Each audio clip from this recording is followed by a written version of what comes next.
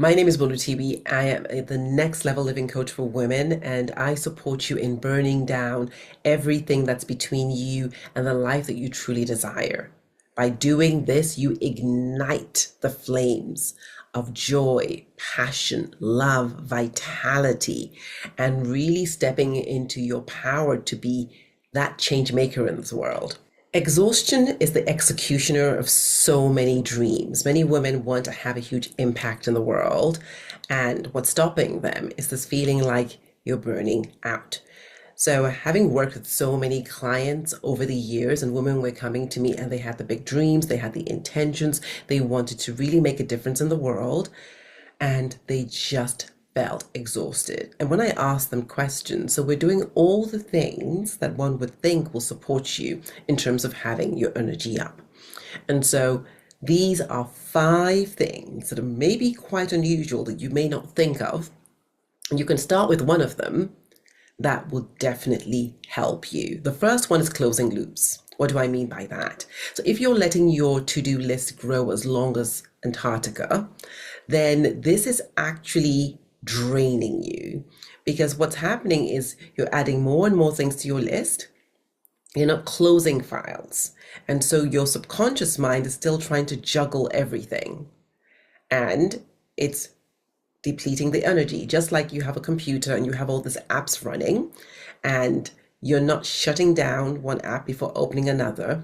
You find that your phone or your computer battery keeps draining much quicker if you use it more efficiently. It's exactly the same thing. So my invitation is to think about everything on your to-do list that is an open loop and sit with it and ask yourself, am I still choosing to do this? If it's yes, fine.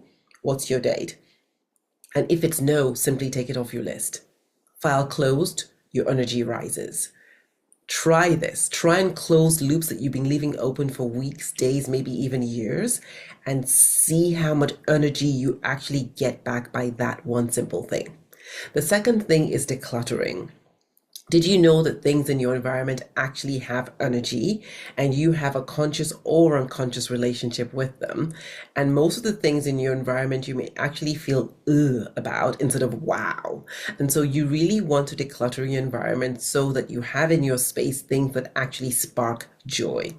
Note to yourself, when you see something that you like, it's energizing. When you see something that you don't like, that you're resisting at some level, it's actually is draining. Another thing about decluttering is if you can't find anything and you're always losing things and looking for things, you're wasting time and you're losing energy in that process. So decluttering and then ensuring that things are in their places will buy you time and energy multiple fold.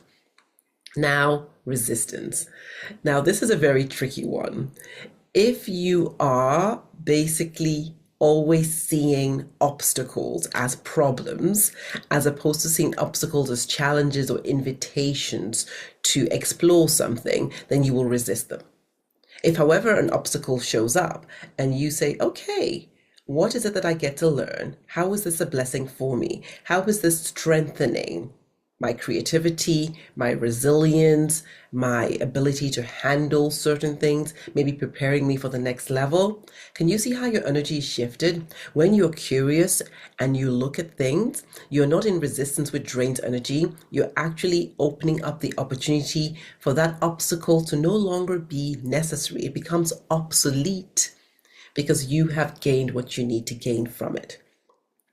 Now, the fourth way is fasting. Ooh. Now, fasting is a funny one because I one day decided I was going on a water fast, and I went on a water fast for 5 days without any preparation at all.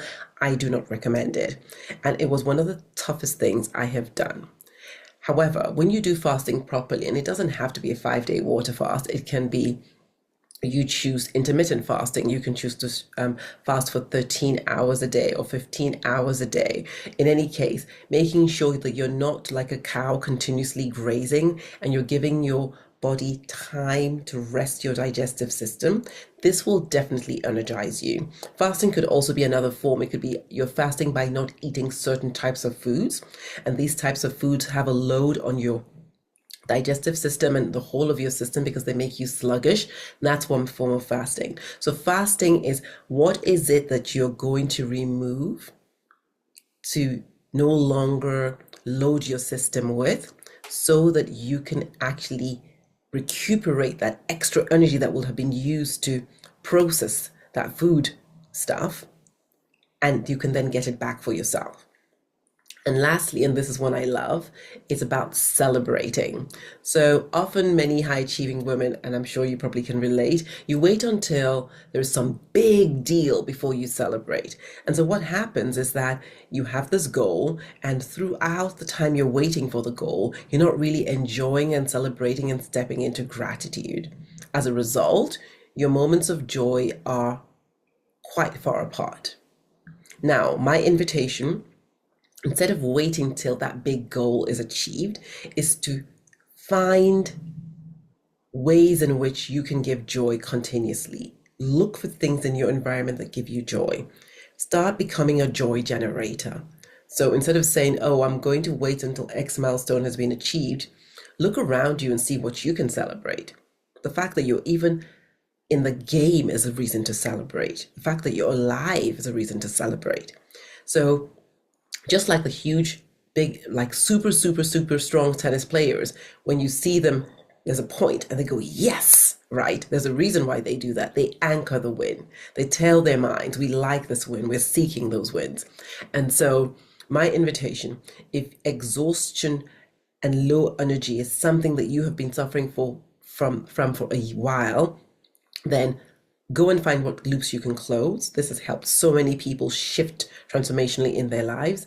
Second of all, declutter, so you don't have this energy draining objects in your environment any longer. Third, stop resisting. Instead, look at obstacles, look at challenges as ways in which you can learn as blessings for yourself. Start fasting. You want to learn how to fast, and of course, prepare yourself for the fast. One, choose fasts that work for you. Very important.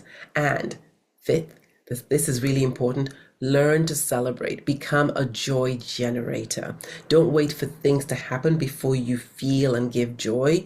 Just decide that you're joyful and watch how your energy levels rise. Love and light.